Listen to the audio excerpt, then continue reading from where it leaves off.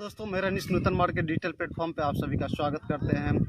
आज मैं चंपारण के बर्ड पार्क में हूँ और हमारे साथ हैं राजीव कुमार जी। राजीव कुमार जी जो हैं वो एंशिएंट हिस्ट्री से पोस्ट ग्रेजुएशन किए हुए हैं और ये यूपीएससी की तैयारी करने के बाद वे पत्रकारिता में आए और बहुत सारे पत्र पत्रिकाओं में वो संपादन प्रदान संपादन का काम किया है, जिसमें जनशक्ति है, times of India, Navbharat times में संपादक के रूप में कार्य किए हुए हैं। उसके अलावा उप संपादक के रूप में कार्य किए हैं। उसके अलावा और भी 2-4 पत्र पत्रिकाओं में उन्होंने संपादन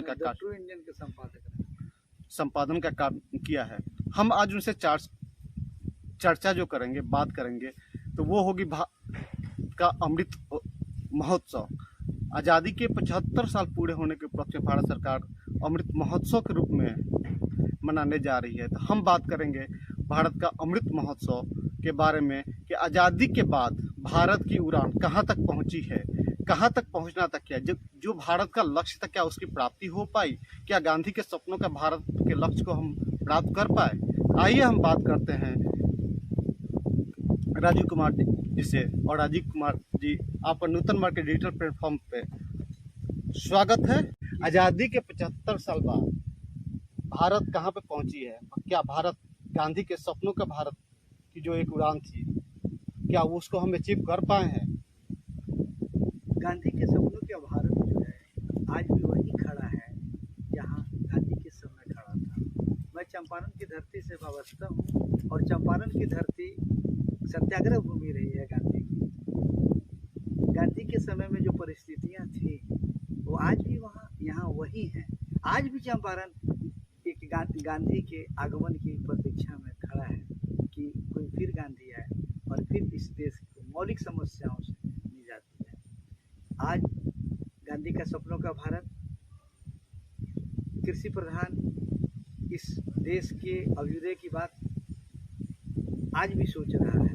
आज भी 80% तक लोग भारत के कृषि और कृषि से जुड़े हुए पशुपालन और मत्स्य से ही जुड़े हुए हैं और आज भी ये सारे लोग उपेक्षित हैं और विकास की प्रतीक्षा में खड़े हैं।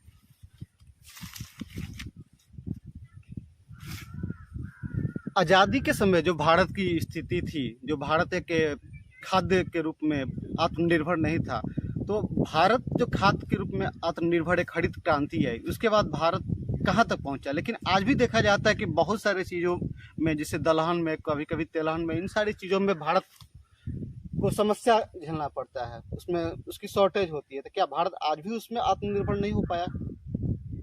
क्या भारत में केवल गेहूं और धान की ही खेती? जहाँ तक कृषि की बात है तो विश्व की सबसे उर्वर भूमि चंपारण में है।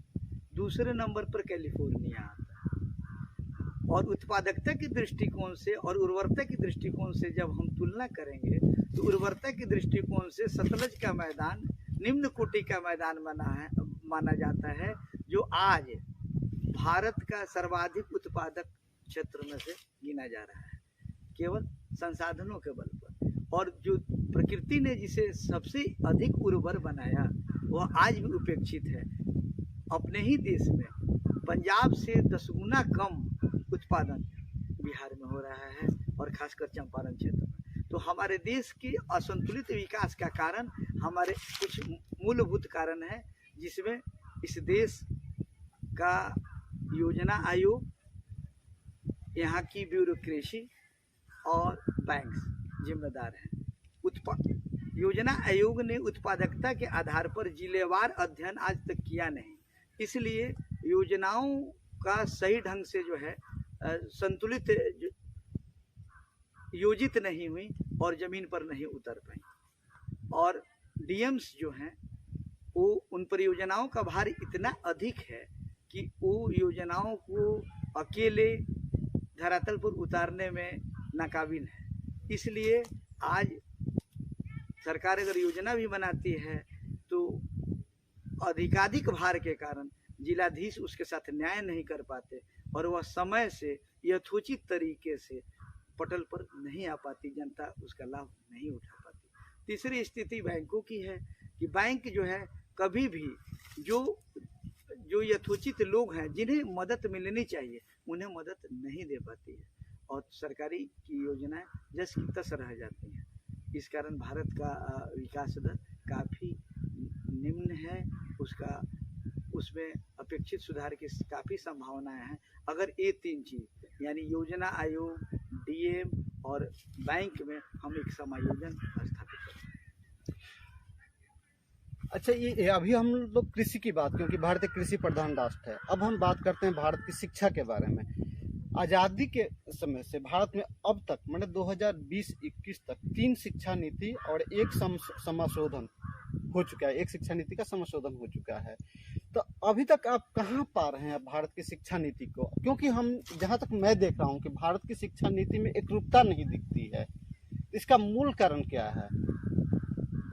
भारत विविधताओं का देश है, तो विभिन्न भाषा भाषी हैं, बहुरंगी संस्कृति है, बहुविध मान्यताएं हैं, धारणाएं हैं, सबको समायोजित करना अपने आप में एक चुनौती है। भारत में जो मैकाले की शिक्षा नीति चली वो पूरी कांग्रेस सरकार ने उसको ढोया है। पहली बार डिवीजन फर्स्ट से नेशन फर्स्ट की तरफ यह देश बढ़ा है। 2020 में जो शिक्षा नीति आई है उसका स्लोगन है नेशन फर्स्ट करेक्शन मस्ट। लेकिन करेक्शन मस्ट कहाँ? फिर उलझाव की स्थिति पैदा होती है और फिर वहीं ढाक के 3 पात्र रह जाते हैं। दिशा गोल लक्ष्य तो निर्धारित हो गया, लेकिन कैसे, कब तक? इसमें जो आयोग बना, जो एनसीईआरटी के प्रमुख हैं, उन्होंने स्वीकार किया है कि यह एक चुनौती भरा कार्य है और कम से कम इसमें 3 साल लगेंगे। अभी तो क्या पाठ्यक्रम में रखना है और क्या नहीं रखना है।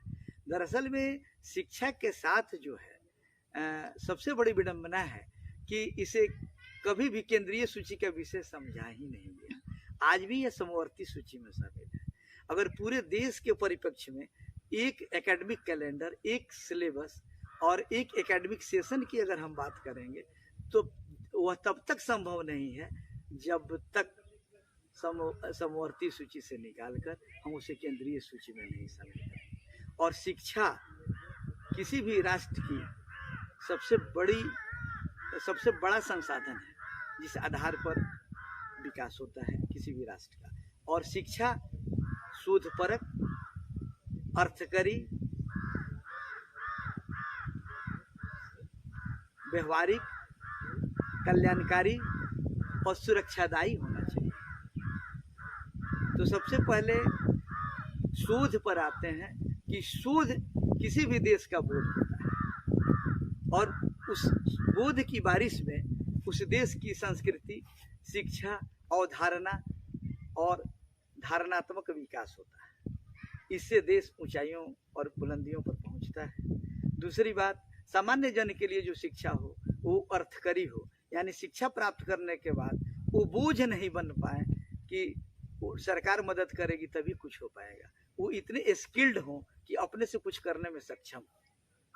तीसरी बात आती है वह व्यवहारिक होना चाहिए कि उसमें केवल सैद्धांतिक पक्ष नहीं होना चाहिए, वो जन से जुड़ा हुआ मामला होना चाहिए, जनता की समझ होनी चाहिए, सामाजिक सहकार उसमें शामिल होना चाहिए।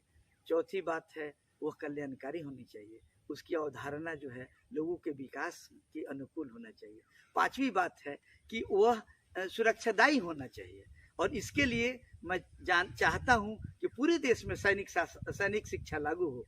इससे सबसे बड़ी बात होगी कि हमारा फिजिकल स्टैंडर्ड बढ़ जाएगा और हेल्थ का बजट गिर जाएगा और हम अपनी सुरक्षा के लिए, अपने लोगों की सुरक्षा के लिए दूसरे पर अवलंबित नहीं।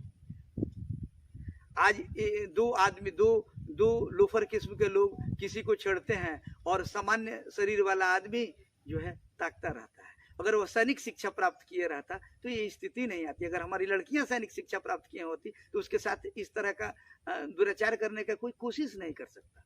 इसलिए बिना शस्त्र के शास्त्र का ज्ञान अधूरा है।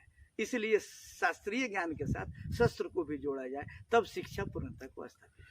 लेकिन अभी जो शिक्षा नीति लागू हुई है जिसमें 5+3+3+4 ये जो है, क्या ये एक नए भारत के निर्माण में सहायक होगा?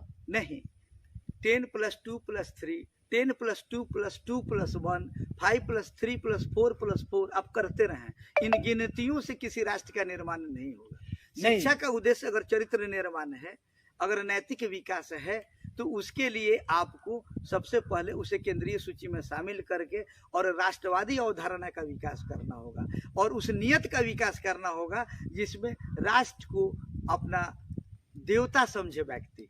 किसी देवता से ज्यादा बड़ा हमारा राष्ट्र देवता है। राष्ट्र देवो भव की अगर संकल्पना का हम विकास कर सकें तो वही राष्ट्र के लिए शिक्षा का उपयोग है, लेकिन और उसी में उसकी सार्थकता है। लेकिन प्रारंभिक जो 5+3 में है तो वहां से उनका बेसिक ज्ञान ही दिया जा रहा है, व्यवहारिक ज्ञान ही पे हाँ, आधारित है। अब जो है शिक्षा के कई आयाम हैं। शिक्षा को हम कई चरणों में देखते हैं। एक प्रारंभिक शिक्षा, एक बोर्ड शिक्षा, उसके बाद इंटरमीडिएट शिक्षा, उसके बाद हम स्नातक शिक्षा, उसके बाद हम स्नातकोत्तर शिक्षा, उसके बाद शोधपरक विषयों संबंधी शिक्षा। तो इसमें जो है भारत की पूरी जनता को हम शोधपरक की स्थिति तक, पूरी जनता भारत ही की नहीं पूरे विश्व में पूरी जनता को हम शोधपरक की स्थिति तक नहीं ले जा सकते, ये हमारी बाध्यता है और इसकी आवश्यकता भी नहीं है।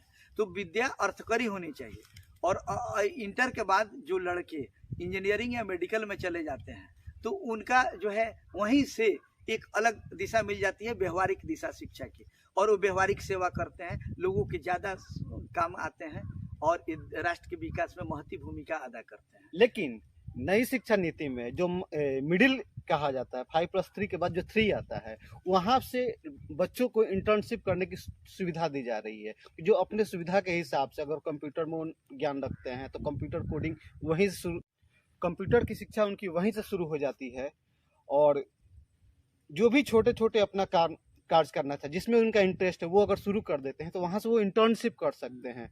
इंटर्नशिप करेंगे तो वो उनके लिए आगे चल के फ्यूचर ग्रोथ में सुविधादायक होगा। कंप्यूटर शिक्षा का आज एक अनिवार्य अंग बन चुका है, उसकी वैश्विक आवश्यकता भी महसूस की जा रही है। लेकिन अगर किताबों से हम दूर हो गए, जब प्राथमिक शिक्षा में किताबों से अगर हम प्राथमिक शिक्षा में दूर हो जाएंगे तो शिक्षा का जड़ ही कमजोर हो जाएगा। ये कंप्यूटर उसके एडवांसमेंट के लिए है, और हम जब तक टेक्स्ट से अगर नहीं जुड़ेंगे तो हम में विविधता नहीं आएगी, विविध ज्ञानों का जानकारी मौलिक रूप से नहीं आएगी। तो आज के दौर में ये है कि क का अर्थ किसी बच्चे से, किसी प्रोफेसर से पूछ दीजिए तो वह बताने में असमर्थ है कि क का अर्थ क्या होता है, ख का अर्थ क्या होता है, गो का अर्थ क्या होता है। खग बना तो खग से, ख और ग से बना। ख मतलब आकाश होता है और ग माने गमन करना। तो ये दोनों शब्दों को जोड़कर पक्षी का पर्याय खग बन जाता है। वैसे आकाश में बहुत सारी चीजें होते हैं, लेकिन खग की बहुतायता है, इसलिए खग जो है चिड़िया का पर्याय बन जाता है। तो मौलिक शिक्षा के लिए किताबों की दुनिया सबसे आवश्यक है। किताबों की दुनिया से जब हम निकलेंगे तो हम कंप्यूटर की दुनिया में जाएं, तो किताबों की दुनिया सबसे पहले मुकम्मल होनी चाहिए। उसके बाद हम कंप्यूटर की तरफ बढ़ेंगे तो हमारा बोध और बढ़ेगा, और हम कंप्यूटर का अधिकाधिक गलत इस्तेमाल के रूप में देख रहे हैं, उसका सदुपयोग कम हो रहा है। तो और जब हम सही ढंग से लिख नहीं सकते हैं, पढ़ नहीं सकते हैं, बोल नहीं सकते हैं, तो चाहे कोई भी तकनीक हो उसमें जो है पारंगतता हम नहीं। तो कुल मिला के आप नई शिक्षा नीति को किस रूप में देख रहे हैं? नई शिक्षा नीति में सबसे जरूरी चीज है कि नई शिक्षा नीति दिशा की दृष्टिकोण से, लक्ष्य के दृष्टिकोण से एक बदलाव है। उसे डिवीजन इंडिया के से हम नेशन डिवीजन फर्स्ट की तरफ से नेशन फर्स्ट की तरफ बढ़े हैं।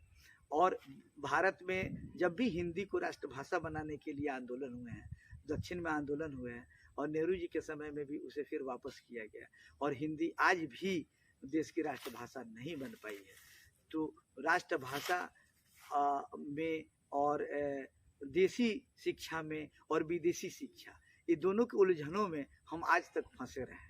तो हमारी शिक्षा नीति का सबसे मूल उद्देश्य होनी चाहिए कि हम अंग्रेजी में शिक्षा लें और हिंदी में शिक्षा लें, और जो भी देसी भाषाएं हैं, जो भी बोलियां हैं, उनको घर में सीखें। उन्हें कभी भी माध्यम स्कूली क्रम में या विश्वविद्यालयी क्रम में हम नहीं बनाए। और बगल के, अब भारत से हम अगर नेपाल की तुलना करते हैं, बगल के देश की तुलना करते हैं, तो वहाँ कोई कन्फ्यूजन और इल्यूजन नहीं है शिक्षा नीति में। वहाँ या आप नेपाली में पढ़ें या आप अंग्रेजी में पढ़ें, वहाँ कोई किसी तरह का दिग्भ्रम नहीं है, दृष्टि भ्रम नहीं है। यहाँ अभी तक राजनीति से की जाती रही है शिक्षा के नाम पर, और शिक्षा जो है आज भी भटक रही है दिशा की तलाश में। अंत में मैं ये जानना चाहूँगा कि आप आज़ादी के 75 साल बाद जो नई शिक्षा, 75वें साल में जो नई शिक्षा नीति लागू हुई है, आज़ादी के जब 100 साल पूरे होंगे 25 साल बाद, आप भारत को कहाँ पाएंगे इस शिक्षा नीति से? भारत की शिक्षा नीति के को देखते हुए अगल बगल में भी हमारी दृष्टि जाती है। तो जब बगल में अफगानिस्तान जो है आता है सत्ता में और ऐलान करता है कि शिक्षिकाओं के लिए, महिलाओं के लिए शिक्षा 6ठे क्लास तक है, और भारत में भी तालिबानी सोच के बहुत सारे समर्थक हैं। तो और आतंक का जिस तरह से प्रसार हो रहा है, मजहबी जिहादी प्रवृत्तियों का जैसे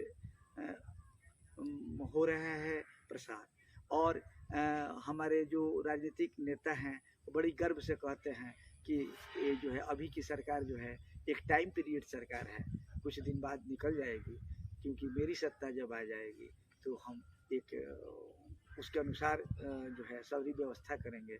और इमरान खान उस दिशा में जस्ट बगल में प्रयास भी कर रहे हैं, और कहते हैं कि बगल में जो देश आज़ाद हुआ है, जहनी गुलामी से उसे आज़ादी मिली है, तो जहनी गुलामी से आज़ादी मिलना बहुत ज़रूरी वो बताते हैं, और अब देश को किस दिशा में ले जाते हैं।